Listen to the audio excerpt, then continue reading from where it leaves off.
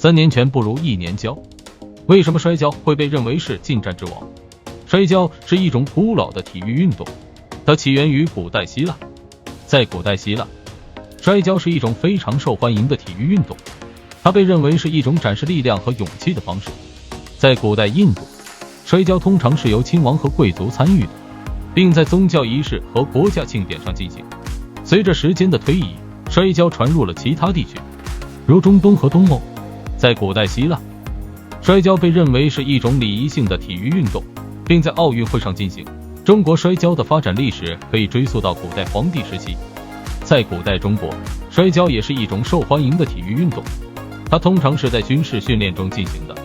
古代中国的摔跤主要有2种类型，一种是站立摔跤，另一种是地上摔跤。在近现代，中国摔跤发展较慢，直到20世纪初期才开始真正发展起来。在20世纪40年代，中国摔跤开始参加国际比赛，并在2004年的雅典奥运会上获得了第1枚金牌。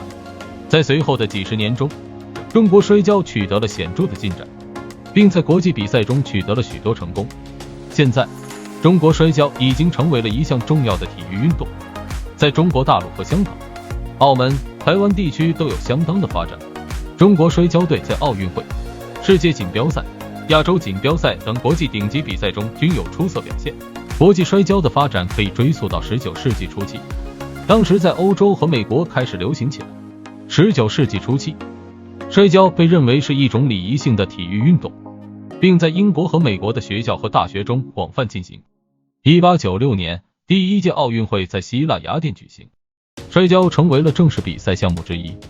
在随后的几十年中，国际摔跤运动不断发展壮大，并在1904年的圣路易奥运会上成为了正式比赛项目。1912年，国际摔跤联合会发了成立，负责管理和规范国际摔跤运动。之后，国际摔跤运动在世界各地得到了广泛的推广和发展。摔跤是一种高度运动化的战斗技巧，在实战中有很高的威力。摔跤可以帮助人们获得强大的力量、敏捷性和技巧，提高人体的灵活性和平衡性。摔跤运动员通过训练可以掌握各种摔跤技巧，如头摔、摆脱、锁结等。这些技巧可以用来在战斗中击倒对手。摔跤运动员还可以学习如何使用自己的身体重心来获得力量和控制对手。摔跤还有助于提高身体的适应能力和耐力，在战斗中能保持更高的状态和持久力。总之，摔跤是一种非常有效的战斗技巧和身体训练方式，它可以帮助人们获得强大的力量、敏捷性和技巧，在实战中具有很高的威力。拳击和摔跤都是有效的战斗技巧和身体训练方式，但它们在训练目标和方式上有所不同。拳击主要是训练打击技巧和身体耐力，通过不断打击和被打击来提高身体的抵抗力和适应能力。拳击训练主要集中在攻击性技巧上，如打击、躲避、闪避等，而摔跤则注重于防御性技巧。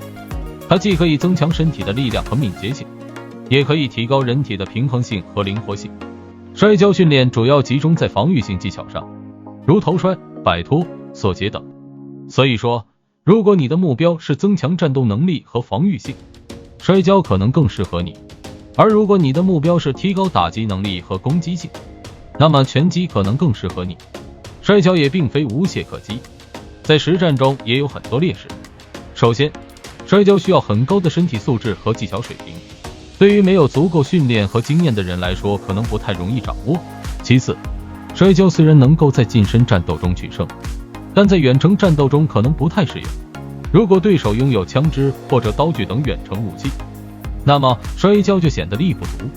摔跤在实战中也不太适用于对抗多个敌人，摔跤的技巧主要针对单个敌人。如果遇到多个敌人，摔跤的技巧就可能不能发挥作用。摔跤在单体对抗中威力还是很大的，所以会有3年拳不如1年教的说法。经过一段时间的严格训练，在街头防身中，摔跤可以帮助你摆脱绝大部分的危险。